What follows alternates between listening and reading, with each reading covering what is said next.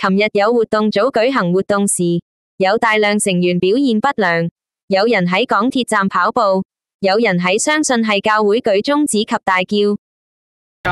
哇！哇！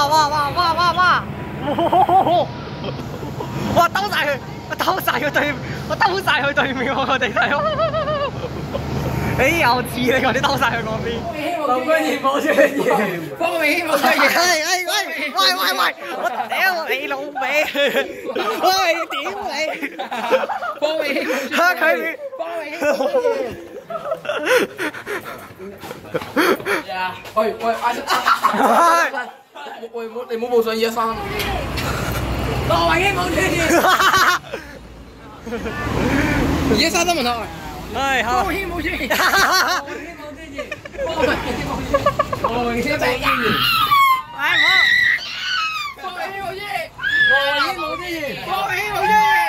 羅永軒冇出現。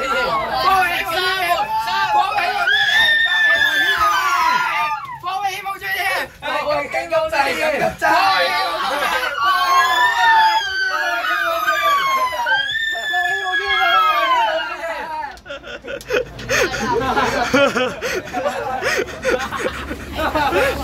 從觀眾提供嘅以上幾段影片可以見到，佢哋喺唔同地方大叫人哋全名，並加上冇尊嚴3隻字，甚至發生成員互相打對方嘅事件。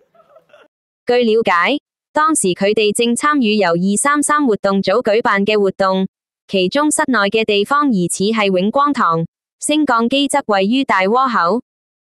石仔義工隊負責人阿潤表示，佢哋尋日行為正常，表現也非常合作。佢在場咗1日，同他們玩得非常高興。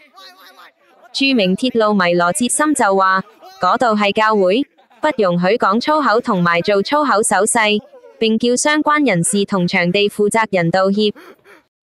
233活動組為活動群組，屬於 MTRTC WhatsApp 群組及233活動組社群旗下群組，已有116位成員，活躍成員30名。唐氏新聞台記者阿腸報道。